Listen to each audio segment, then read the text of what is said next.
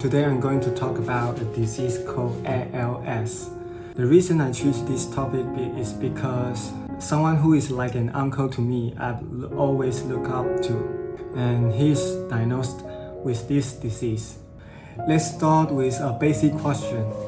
What is ALS?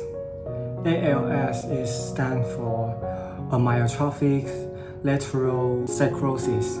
It's a progressive neurodegenerative disease, which means it gets worse over time and affects the nervous system.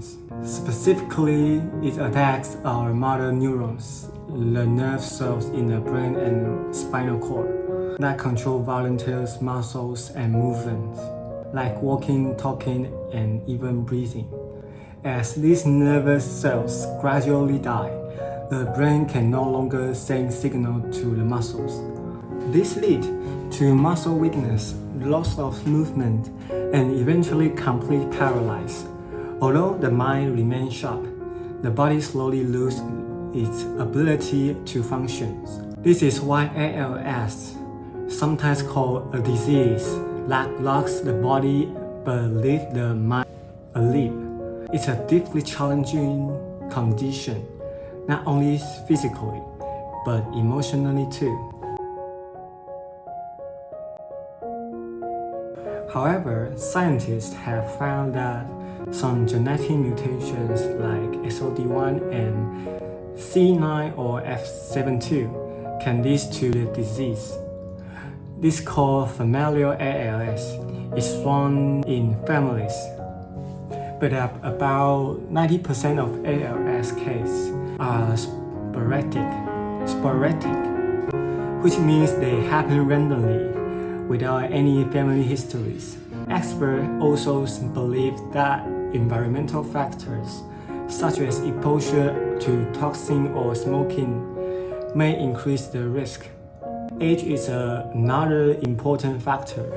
Most people are diagnosed between 40 and 70 years old, and men are slightly more likely to get ALS than women.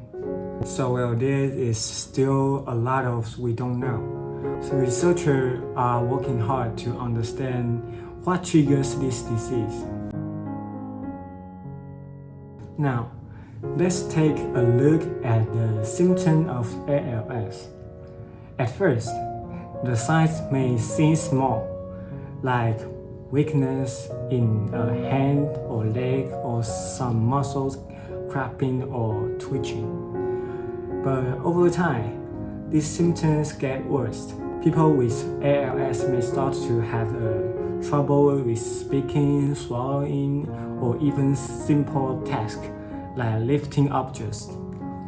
The muscles get weaker and thinner, and they may lose control of their limbs. Eventually, ALS affects the muscle needed to breathing, which makes the disease life-threatening. Although the body becomes weaker, most people with ALS keep their thinking and memory abilities. This makes it especially heartbreaking. The mind stays sharp, but the body slowly shuts down. Diagnosing ALS isn't easy. There is no single test can confirm it. Doctors usually begin by checking for symptoms and reviewing the patient's medical history. They may run a number of tests to rule out another disease that looks similar to ALS. One important tool is electromyography or EMG, which tracks how well the muscles and nerves are working. Doctors may also use MRI scans to look at the brain and spinal cord, and run blood tests to rule out infection or other conditions. Because ALS symptoms can look like other nerve or muscle disorder, getting a diagnosis can take time, sometimes even months. It often requires visits to different specialists, like neurologists.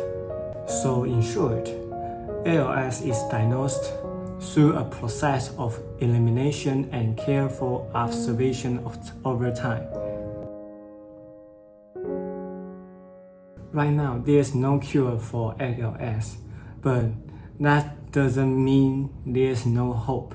Some medications like Retisol and Adderall can help slow down the progression of the disease. While they don't stop ALS, they may give patients more time and better quality of life. In addition to medication, supportive care is very important. This includes physical therapy to help with mobility and speech therapy for communication. As the disease affects swallowing and breathing, nutritional support and respiratory device become necessary. A team of specialists, doctor, nurse, therapist, and caregiver often work together to support the patient's need. This kind of comprehensive care can make a big difference in helping patients live dignity and comfort. So, while ALS can be cured yet, it can be managed, and with the right care, support, and compassion.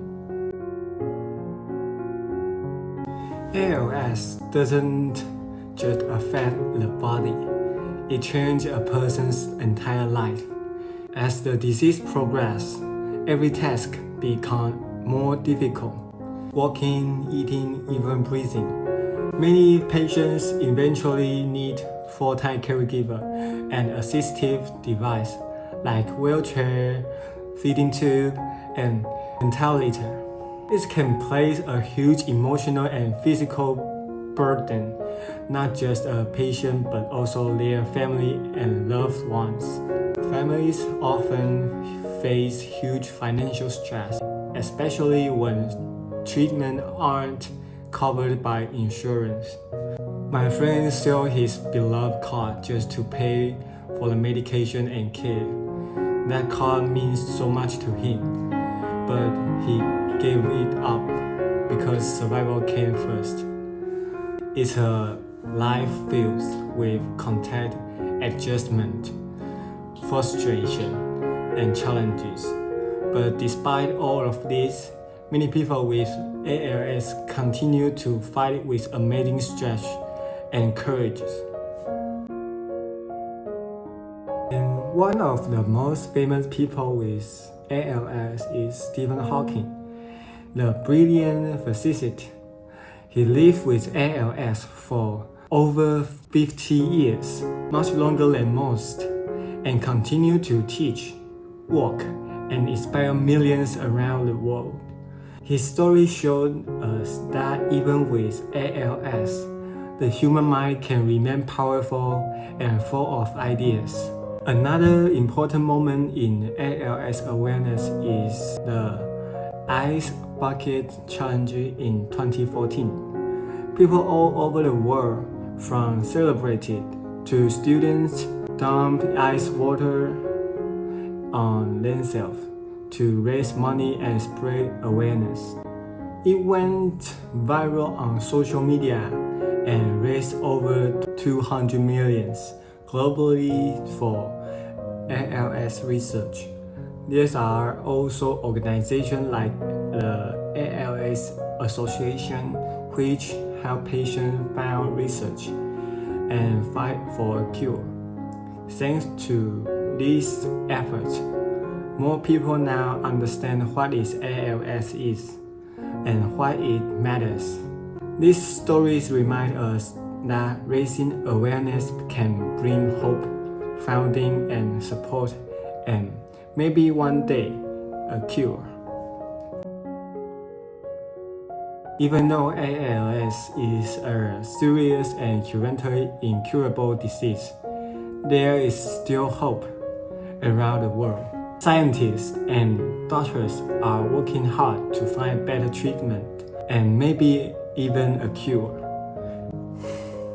There are many clinical trials happening now, testing new drugs and therapies. Some researchers are focusing on stem cell therapy, which may help repair or protect damaged nerve cells. Others are studying gene therapy, trying to fix the genetic problems that cause ALS in some patients. Technology is also helping.